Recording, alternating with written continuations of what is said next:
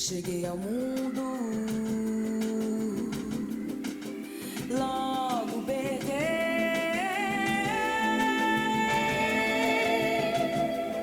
um grito assim de guerra.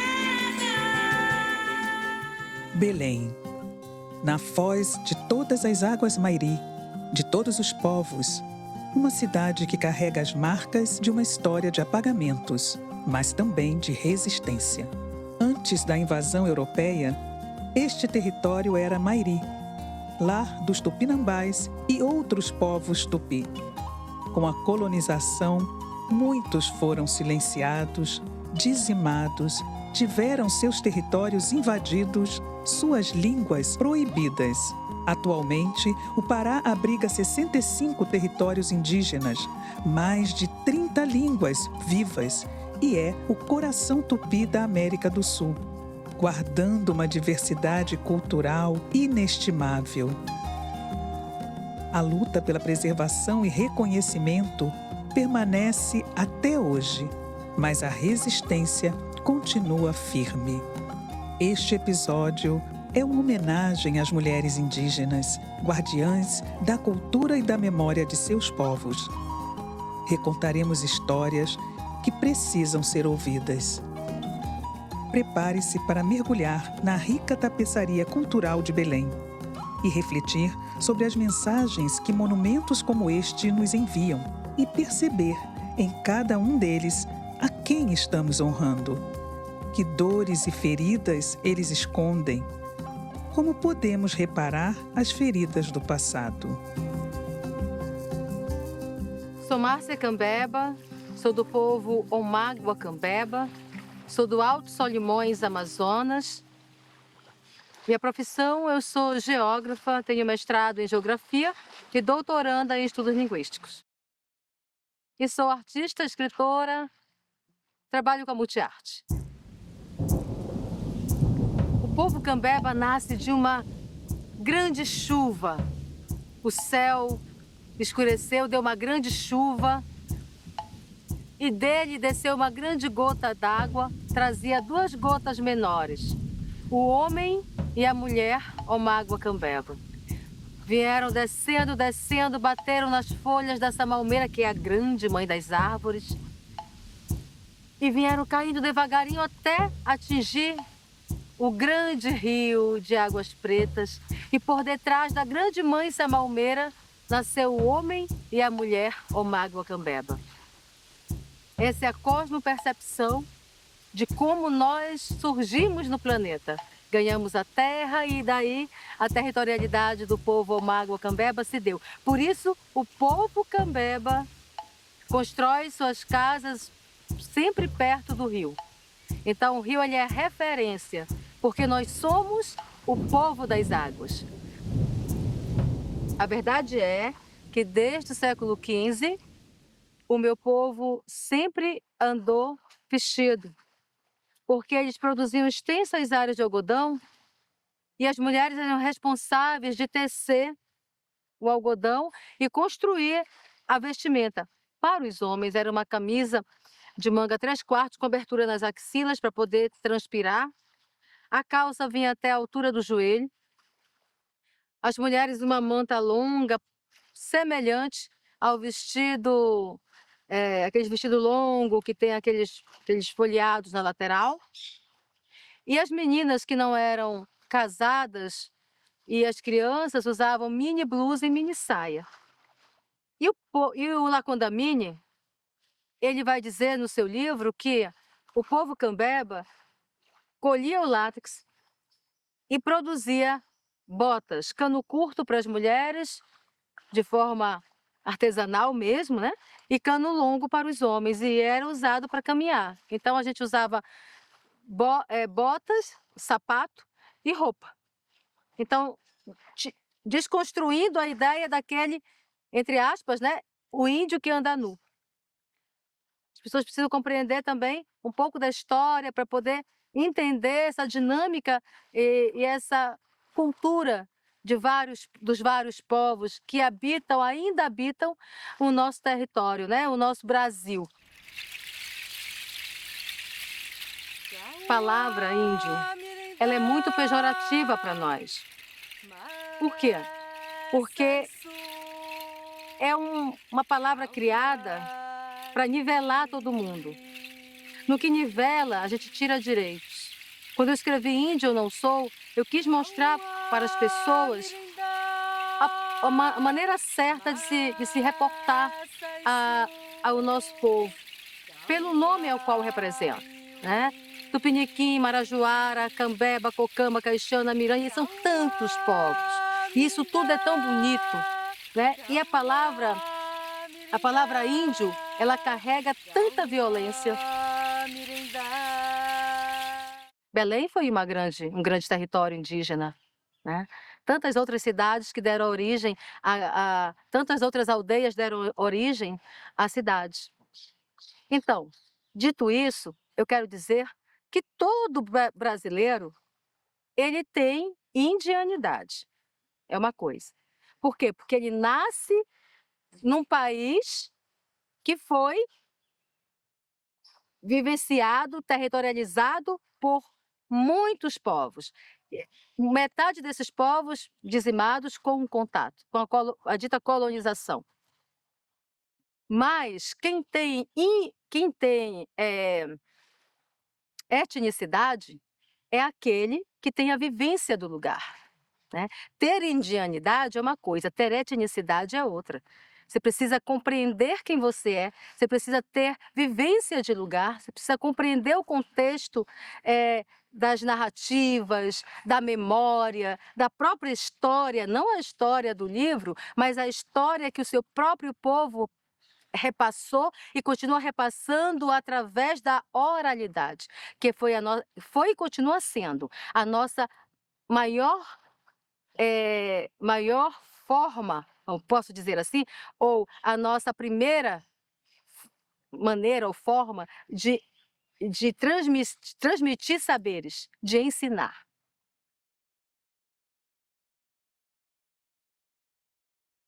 Quando a gente vai falar de um sonho na visão aqui da cidade, onde nós estamos, eu sonho com um mundo mais humano. Eu sonho com um mundo mais plural, onde caibam todos os mundos, né? De respeito, de igualdade, de fraternidade, de entrelace. As raízes, elas se entrelaçam. E nesse entrelace, elas se alimentam, elas se cooperam e elas se fortalecem. Então, que nós possamos ser raízes entrelaçadas pela união, pela cooperação e pela partilha.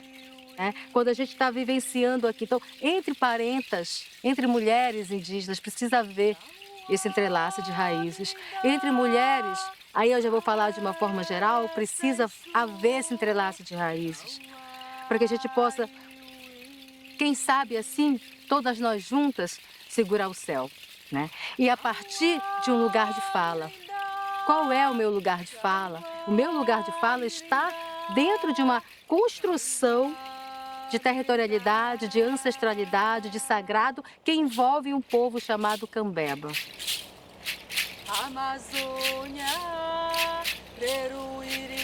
Nascer ou mágoa Cambeba.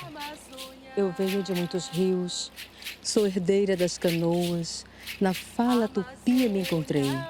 Sou a gota d'água em pessoa, caminho sereno da Iara. Trago orgulho na afirmação de ser o povo das águas. Resisti à colonização, memória da voz sussurrada, presente na força da mocidade. Do feminino ao mágoa Cambeba, sou continuidade. Trago vivências de etnicidade. Em meu ser tem representações de muitas territorialidades. Por isso afirmo sem hesitação que meu pensar é Cambeba, minha fala é Cambeba, meu olhar é Cambeba, meu andar é Cambeba, meus saberes são Cambeba, meu lugar é de Cambeba, minha história é Cambeba, porque trago memórias que atravessaram gerações e precisam ser chama a aquecer nossos corações. Ana Reta, a deusa da chuva, uma escultura que na Praça da República se ergue como símbolo da ancestralidade indígena e da força feminina. Sob o manto sagrado dos tupinambás, cuja confecção reúne toda uma etnia em ritual e respeito, Ana Reta não é apenas uma estátua.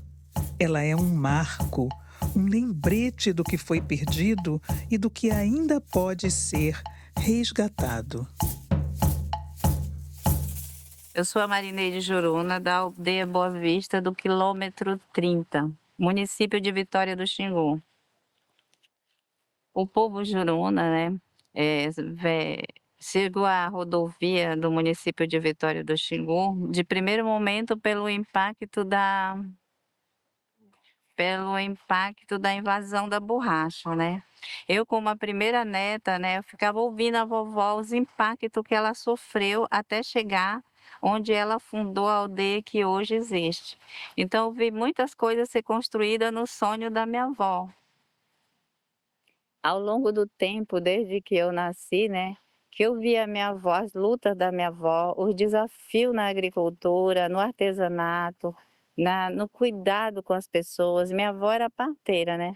Eu carrego um pouco do dom da minha avó, é o cuidado com as pessoas, né? Aí, diante de várias situações, eu vi a minha avó recorrer aos rituais dela, que era através de pintura. Também, quando a gente vai colher, tem o nosso atravessar de arapé. Nós temos a nossa cultura, que a minha avó, com todas as forças e todos os desafios, conseguiu, né, não perder. E o nosso grafismo que vinha no nosso corpo, né, ou para guerra, para conflito, ou para comemorar a colheita do milho, do arroz, da roça, né? Na continuação dos tempos, a gente foi aprendendo a passar para o tecido, para a geração de renda das mulheres, das crianças e de alguns jovens que a nossa escola ficou aberta para oficinas.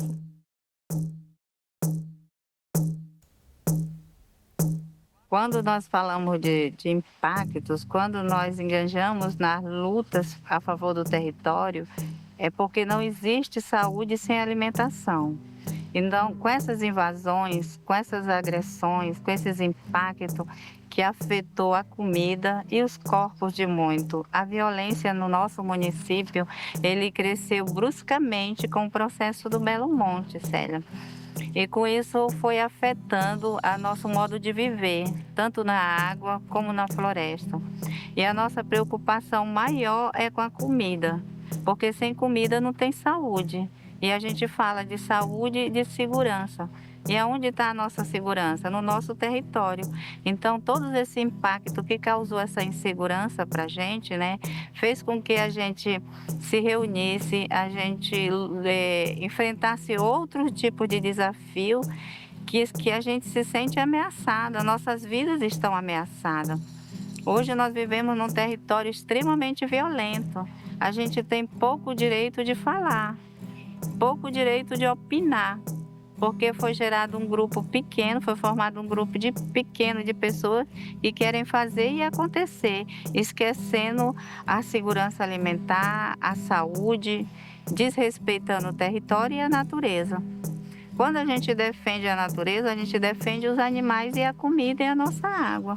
Imagine nosso futuro sem água e sem comida, né? É importantíssimo a gente trabalhar com a juventude. Eu sou a terceira geração da nossa aldeia. Porque hoje eu carrego a luta da minha avó? Porque vivi a minha primeira infância com a minha avó, né? Então, que eu quero ser como ancestral? Daqui uns dias eu não vou estar mais aqui, mas eu quero deixar para a juventude seguir o que a nossa cultura é viva para sempre. Então, o trabalho com a juventude é querer vida, é saúde e que a nossa cultura viva para sempre, de geração em geração, para que ela não se perca.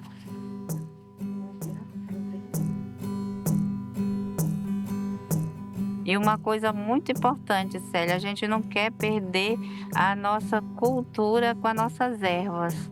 Então a gente quer voltar a ter o nosso xarope de cumaru, a gente quer a nossa horta tradicional, a nossa horta medicinal, e eu sonho muito em que a nossa farmacinha esteja em funcionamento breve. Voltando a plantar tudo que a gente não pode perder nenhuma plantinha. Eu tenho um exemplo muito grande do Covid, Célia. No Covid, que a gente se encontrou em aflição, em total vulnerabilidade, afastado da cidade, como que a gente fazia? Aí eu e meu filho Amauri, eu agradeço muito ao Amauri acompanhar a minha luta, né? E a gente junto fez uma cesta agrícola. E a gente colocou tudo que era bom para o Covid: limão, laranja, batata. Eu fazia sopa para a comunidade inteira. E a nossa comunidade reagiu com... O primeiro susto do Covid foi um susto imenso. A gente reagiu com frutas e chá.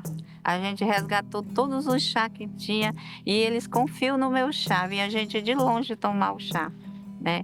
E a gente reagiu com menos dor. Se nós não tivéssemos as nossas plantas, as nossas ervas, teria sido mais agravante. Então foi um ponto forte e foi um motivo assim de saber que a gente não consegue viver só. Quando a gente se viu ameaçado pelo Covid, por aquele susto, a gente teve certeza mais ainda que tem que plantar e tem que lutar mais pelos nossos territórios. Por isso que a gente se encontra contra as PLs que são contra o nosso território. A gente vai pesquisar nossas ervas que a nossa avó plantou, que não está mais lá, a gente quer que ela volte para lá. E esse é um dos nossos sonhos, o sonho que da minha avó esteja vivo, da dona Cândida Juruna também esteja vivo, né? A dona Cândida Juruna é uma tia que me deixou vários exemplos, né? Sem carro, sem nada, ela andava a cidade, andava na roça, atrás da juventude, contando a história, reunia todo mundo, a gente dançava, o padre ia, a gente cantava na língua, para não perder. No dia que a minha tia faleceu, faz pouco tempo que ela faleceu, né? Eu disse para as meninas, ninguém substitui ninguém, mas não vamos perder a mensagem que Dona Cândida deixou aqui. As nossas ervas, as nossas plantas, os nossos animais, o respeito à natureza, que é fundamental, Célia, para a gente viver. A natureza é o que faz a gente respirar. E é o que faz a gente acreditar que vamos ter um futuro melhor. Por isso queremos nossa floresta em pé, nossa água limpa e nossos peixes para sobrevivermos. Meu nome é Rita, na língua dos brancos, né? Zahitatá, na língua de nossos Teneterraras. Sou Tembé do Alto Rio Guamá, sou indígena, Teneterrara. Cursei há pouco tempo o curso de serviço social e estou estudando para mestrado na área de serviço social. A nossa história, ela se deu na divisa do Pará com o Maranhão, no Rio Pindorama, né? Como nós, no início, éramos muito andarilho, nômades, né? Então, viemos e nos dividimos, ficaram os Guajajara e nós viemos embora para cá, para o Pará. Uns ficaram em Tomé-Açu e outros em Paragominas, né? Então, somos divididos em 3, né? Todos são Tembés e viemos para cá, para Capitão Poço. E no início ficamos do lado daqui na cidade de Capitão Poço e depois atravessamos o Rio Guamá, né? E estamos situados lá até hoje.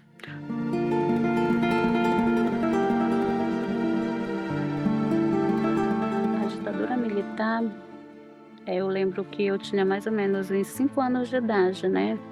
Era a época que os militares, né, chegavam com congas, aquelas camisetinhas brancas, né? E aqueles tecidos que eu esqueci o nome, que a gente fazia as partes de baixo, né? Naquela época também nós já nascemos com o nome de branco, porque já nossos avós, nossas mães já não poderiam mais dar nome indígenas a nós, né? Então, além da gente ter o nome de branco, eles ainda davam os sobrenomes de branco para os nossos pais poderem colocar na gente, né? E tanto que eu não sei de onde vem os meus sobrenomes, né? Porque foi esse nome que eles impuseram para nós, para poder nós usarmos, né? E era bem assim rigoroso. Eles constantemente estavam lá, né? Para impedir nós de falarmos a língua, impedirmos nós de cantarmos na língua, impedir nós de ter a nossa cultura, né? Passamos muitos anos depois da ditadura militar. Nós do Alto Rio Guamá já estávamos autodeclarados como brancos, né? Pela FUNAI. E eles deram um prazo para a gente, né? A FUNAI, logo após a ditadura militar, passou-se uns anos, e eles deram um prazo para que nós pudéssemos, ou nós retornávamos à nossa cultura, ou nós seríamos brancos e teríamos que sair das terras indígenas.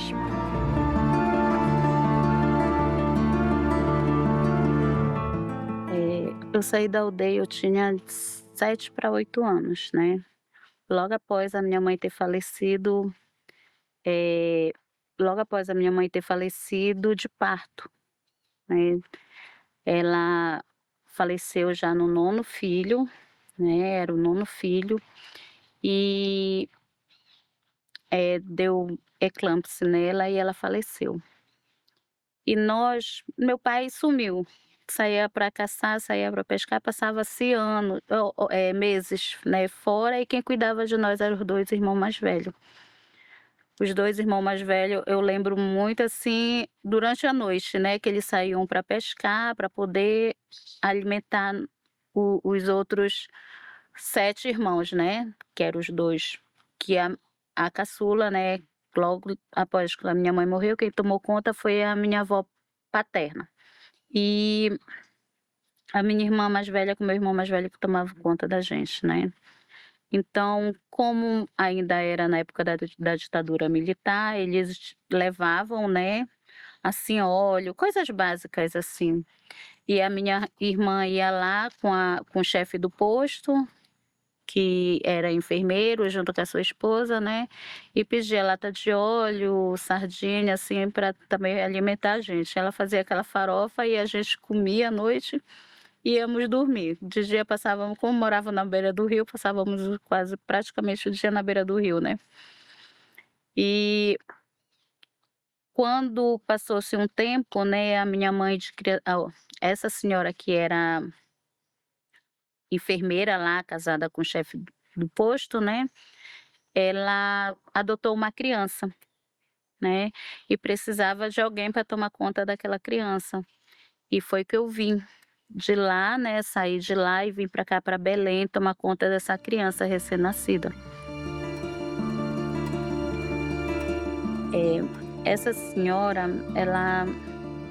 ela disse assim, né, ah, muitos dizem assim mesmo: "Ah, ela é tua mãe de criação", mas ela não realmente me pegou para criar, né, ela pegou para mim fazer as coisas para ela. Antes eu pensava que era eu imaginava que era isso, né, que seria assim, um trato de filha com mãe mesmo, né, mas não era isso. Tanto que eu comecei a estudar tarde, né, e não tinha tempo para nada. Eu começava a limpar a casa na sexta-feira, terminava no domingo, porque a casa era imensa. Além de tudo, né, ela dizia que era para me fazer a comida, do gosto dela. Eu fazia a comida do gosto dela, eu tinha 12 anos, 13 anos, mas eu achava que era do gosto dela, mas ela queria dizer que seria do paladar dela, mas eu não tinha condições de fazer uma comida do paladar que aquela pessoa queria. Então, quando não era do paladar dela, ela me jogava a panela de comida na cabeça, ela quebrava as vasilhas, né, de vidro na minha cabeça. Eu lembro quando eu tinha uns 11 anos, ela pediu para mim matar uma galinha que ela criava. Criava, né, galinhas, porco, essas coisas assim, que justamente era eu também que tomava conta, né. Aí ela pediu para mim matar e limpar para poder cozinhar. Tá, simplesmente porque eu não tirei o papo da galinha, né, e tava o papo da galinha. Ela chegou com a ela tinha ido passear, né, com o filho, e quando ela chegou lá a comida não estava, né, ela tinha visto o papo de galinha, ela pegou a panela e jogou em mim, né. Mas aí eu fui, continuei, né, não tinha para onde ir, eh eh, não tinha amparo de ninguém, porque os meus irmãos também viviam quase que nas mesmas situações, né.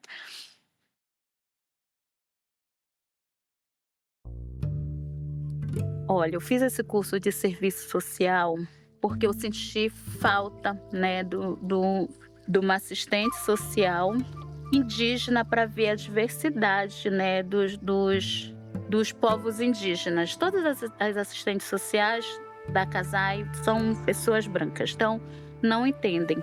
Foi essa o meu sonho, né, de ser uma assistente social para olhar pelo povo e a diversidade, porque acho que um povo só, mas são vários povos e cada um com sua cultura diferente. Guiados pela força da deusa da chuva, fizemos uma jornada pela Mairi ancestral. A voz de Ana Reta ecoa as lutas e as esperanças das mulheres indígenas do Pará, cuja história refuta as tentativas de apagamento. O marco temporal, que recentemente uniu povos indígenas e apoiadores em uma vitória histórica, nos lembra que a luta pelo direito à terra é também uma luta pela preservação da vida e da cultura. O interesse nas terras indígenas não se resume apenas ao que elas possuem de valioso, como o lítio, mas ao que representam, a conexão sagrada entre a terra e seus verdadeiros guardiões. O manto tupinambá, obra-prima tecida com as penas vermelhas de papagaio, é um testemunho dessa conexão. Vimos o único original que se encontra no Brasil, como um símbolo de honra e resistência. Sua história e o cuidado em sua confecção revelam o respeito e o valor que os tupinambás atribuem à sua cultura e ao coletivo. Ana Reta é mais que pedra e bronze. Ela é memória, sinal de força e referência para os donos desta terra e todos nós.